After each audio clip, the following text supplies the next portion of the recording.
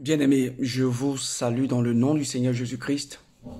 Je voudrais ce matin m'entretenir avec vous sur un sujet important. Il s'agit de la haine du frère.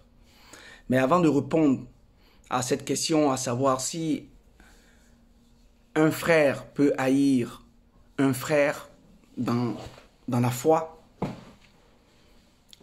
je vais d'abord vous expliquer la différence qu'il y a entre un fils de l'homme et un fils de Dieu. À partir de ce moment-là, vous allez mieux comprendre si un fils de Dieu peut haïr un autre fils de Dieu qui est son frère.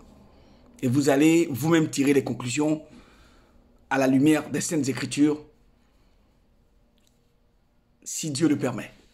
Donc, je vais d'abord expliquer ce qu'est un fils de l'homme et ce qu'est un fils de Dieu. Un fils de l'homme est un enfant qui est né d'une union entre un homme et une femme. Et ce fils-là possède l'esprit de l'homme. Donc essentiellement, il est charnel. Il est charnel, il n'est pas spirituel. Voilà la définition d'un fils de l'homme, né d'une mère et d'un père, de sang. Voilà, né par la volonté d'un père et par la volonté d'une mère. Donc, ils sont tirés de la poussière et le fils de l'homme est poussière. Voilà, et il retourne à la poussière. Qu'est-ce qu'un fils de Dieu? Un fils de Dieu est né non pas par la volonté de l'homme, ni par le sang de l'homme, mais un fils de Dieu est né par la volonté de Dieu. Voilà. Et ce fils-là a reçu l'Esprit de Dieu qui fait de lui désormais un homme spirituel, à l'image de Dieu. Voilà. Donc, la différence est claire. Le Fils de Dieu marche dans l'amour de Dieu. Parce que c'est en faisant la volonté de Dieu, en aimant son prochain comme lui-même, il demeure dans l'amour de Dieu. Le Fils de l'homme, qui n'a pas reçu l'Esprit de Dieu, peut haïr son frère, peut même haïr le Fils de Dieu. Parce que ici, il n'est pas dans l'amour. Il peut être un meurtrier, il peut haïr son frère. Or, haïr son frère, c'est être un meurtrier comme Caïn, voilà, qui a haï son frère Abel et qui l'a tué. La Bible déclare que Caïn était du balai. Donc ici, dans tout ce qu'on donne comme parole, il y a toujours deux choses en filigrane. Il y a d'un côté les ténèbres. La Bible déclare dans Éphésiens 2 que tous ceux qui n'ont pas reçu l'Esprit de Dieu sont encore dans les ténèbres. Ils sont morts. Voilà. Ils sont morts. Le Fils de l'homme est mort bien que vivant parce qu'il n'a pas reçu l'Esprit de Dieu pour être dans l'éternité. Ça, c'est une vraie différence. Et le Fils de l'homme, bien que étant sur la terre, n'a pas de vie dans l'éternité. Vous comprenez? Il n'est pas participant de la nature divine de Dieu, puisqu'il n'en a pas reçu la portion. Et cette portion-là se résume en trois actes, en trois choses. Un, le baptême d'eau au nom de Jésus-Christ. Donc, il y a l'eau. Ensuite, il y a l'aspersion du sang de Jésus-Christ, donc le sang qu'il a versé à la croix. C'est la même chose. Ensuite, le troisième élément, c'est le don du Saint-Esprit. Donc, la réception du Saint-Esprit, c'est l'Esprit de Dieu.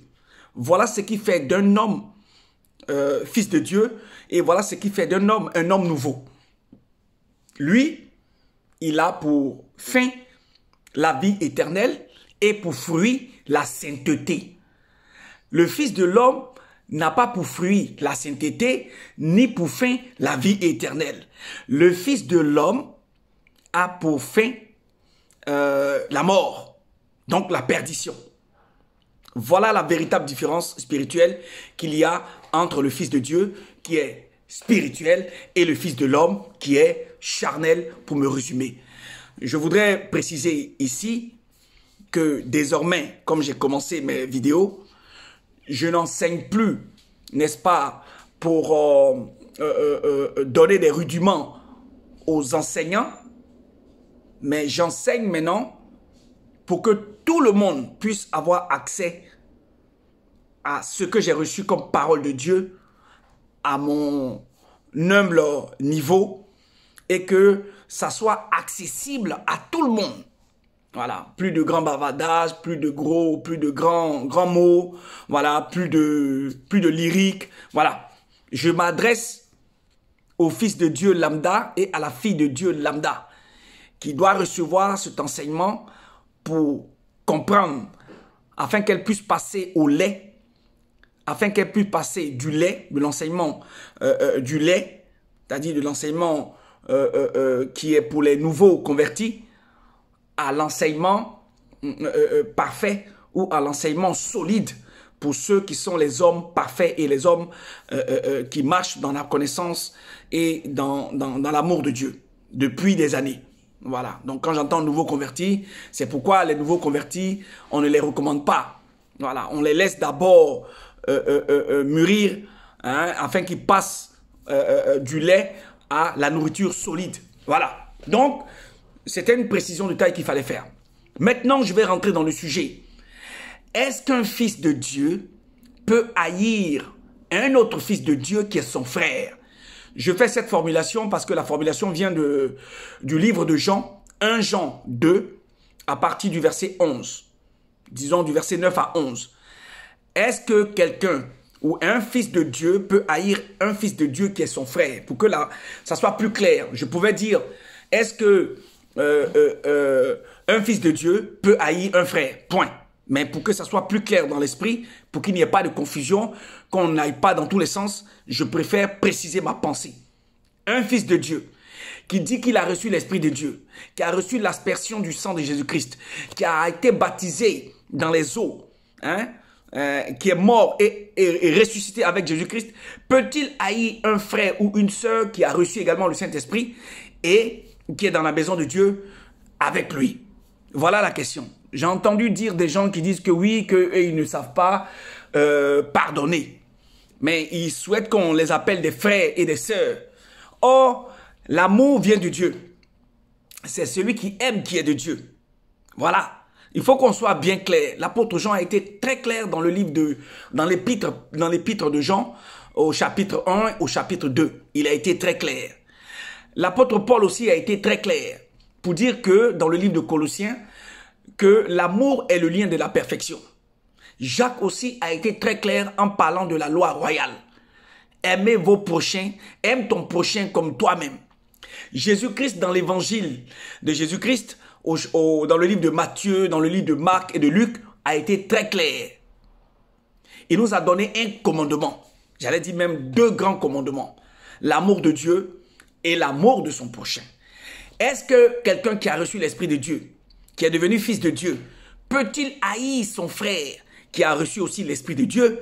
C'est de ça que nous allons parler, parce que beaucoup d'hommes disent que oui, on peut haïr notre frère dans le Seigneur. Il y a quelque chose qu'il faut que je relève aujourd'hui pour que les gens arrêtent de proférer le mensonge ou de faire croire qu'ils peuvent avoir reçu l'Esprit, l'amour et puis dégager la haine.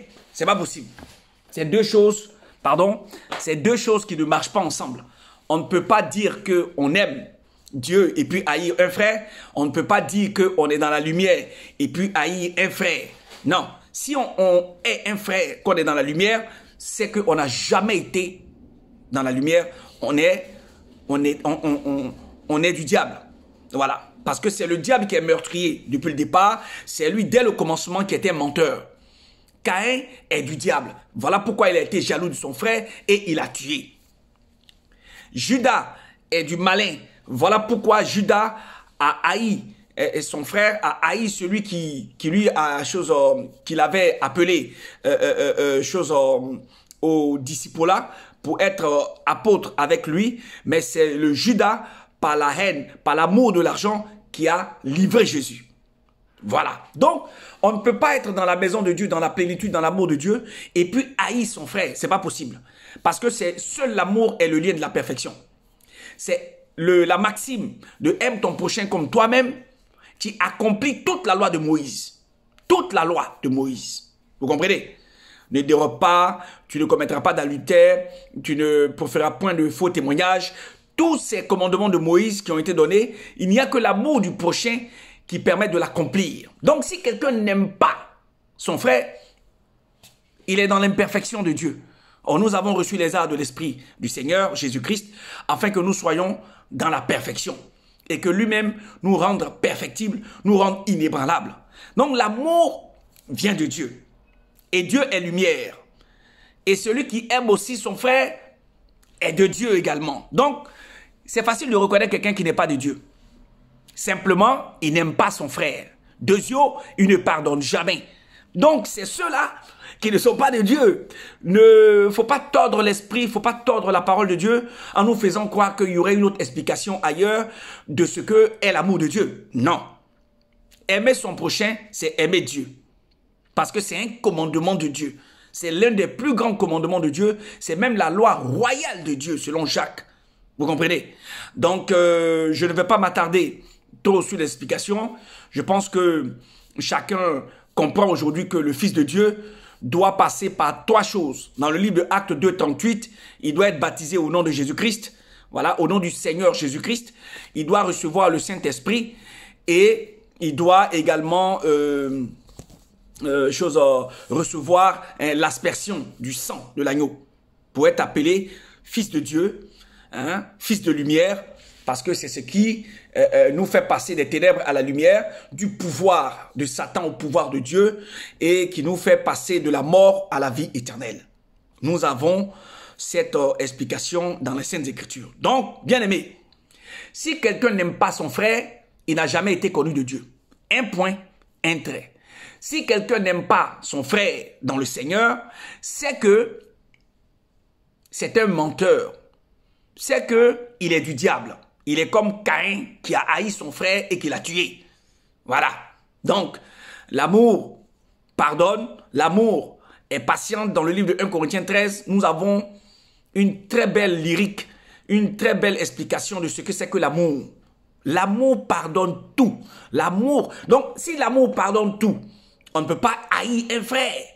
Voilà pourquoi Dieu dit que si quelqu'un ne pardonne pas, qu'il aille faire la paix avec son frère avant de venir lui faire des offrandes. Donc l'amour est la base de Dieu. C'est pourquoi c'est l'amour qui a poussé Dieu à donner son Fils unique afin que quiconque croit en lui ait la vie éternelle.